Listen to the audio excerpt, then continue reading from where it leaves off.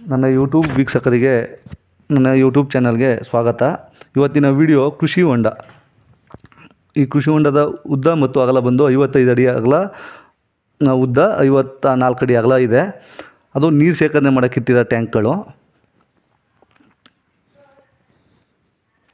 ನೋಡಿ ಫ್ರೆಂಡ್, ಇದು ಬೋರ್ವೆಲ್ಲಿಂದ ಬಂದಿರೋದು ಪೈಪು. ಕೃಷಿ ಹೊಂಡಕ್ಕೆ ಡೈರೆಕ್ಟ್ ತಗೊಂಬಂದು ಬಿಟ್ಟಿರ್ತಕ್ಕಂಥ ಪೈಪ್ಗಳು ಇವು. ಇಲ್ಲಿ ನೋಡಿ, ಇದರಿಂದ 4 ಬೋರ್ವೆಲ್ ನೀರು ಬರ್ತಾಯಿದೆ. ಇದರಲ್ಲಿ 4 ಬೋರ್ವೆಲ್ ನೀರನ್ನು ಒಂದೇ ಪೈಪ್ ತಗೊಬಂದು ಜಾಯಿಂಟ್ ಮಾಡಿ ಒಂದು ಕಡೆ ಬೀಳ್ತಾಯಿದೆ. ಅದು ಬ್ಲ್ಯಾಕ್ ಕಾಣ್ತಾ ಇದೆಯಲ್ಲ, ಅದು 10 HP ಮೋಟರ್ಸ್ ಒಂದು. ಮತ್ತು ಅಲ್ಲೊಂದು ಬ್ಲೂ ಕಾಣ್ತಾ ಇದೆ ನೋಡಿ, ಅಲ್ಲೊಂದು ಇದೆಯಲ್ಲ, ಅದು 10 HP. ಒಂದೇ ಈ ಕೃಷಿ ಹೊಂಡಕ್ಕೆ 10 HP ಮೋಟರ್ಸ್ ಬಿಟ್ಟಿದ್ದಾರೆ. ಇದರ ಆಳ ಬಂದು 50 ಅಡಿ ಆಳ ಇದೆ.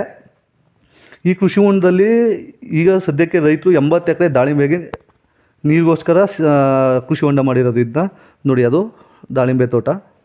ಆ ದಾಳಿಂಬೆ ತೋಟಕ್ಕೋಸ್ಕರ 80 ಎಕರೆ ವ್ಯವಸಾಯ ಮಾಡೋಕ್ಕೋಸ್ಕರ ಈ ಕೃಷಿ ಹೊಂಡ ಮಾಡ್ಕೊಂಡಿದ್ದಾರೆ.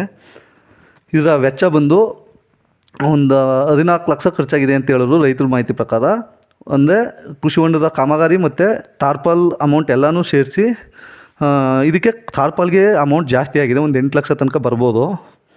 ನೋಡಿ, ಇದು ಟೇಕಪ್ ಅವ್ರು ತಗೊಂಡಿರೋದು 7 ಇಂಚ್ ಪೈಪಲ್ಲಿ. ಏನಕ್ಕೆ ಅಂದರೆ ಇದನ್ನ ಗೊಬ್ಬರ ಎಳಸೋಕ್ಕೋಸ್ಕರ, ನೀರು ಶೇಖರಣೆ ಮಾಡೋಕ್ಕೋಸ್ಕರ ಅದನ್ನ ಈ ಥರ ಅದರಲ್ಲೇ ಏನು ಹೋಗುತ್ತೆ ಕೃಷಿ ಹೊಂಡದಿಂದ 10 HP ಮೋಟ್ರಲ್ಲಿ, ಅದರಿಂದ ಇದನ್ನ ತಗೊಂಡು ಗೇಟ್ ಇಟ್ಕೊಂಡಿದ್ದಾರೆ.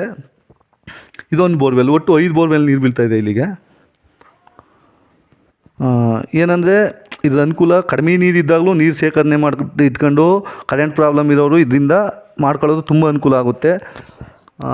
ಜೊತೆಗೆ ನೋಡಿ, ಇಲ್ಲಿ ಏನಂದರೆ ಯಾವುದೇ ತರಹದ ನೀರಿಗೆ ಪ್ರಾಬ್ಲಮ್ ಆಗೋಲ್ಲ. ಕರೆಂಟ್ ಪ್ರಾಬ್ಲಮ್ ಆಯಿತು ಅಂದರೆ ಇದರಿಂದ 2 10 HP ಇರೋದ್ರಿಂದ ಹೆಂಗೋ ಮ್ಯಾನೇಜಬಲ್ ಮಾಡ್ಕೋತಾರೆ. ಇದು ನೋಡಿ, 4 ವೆಂಚೂರ್ ಇದೆ.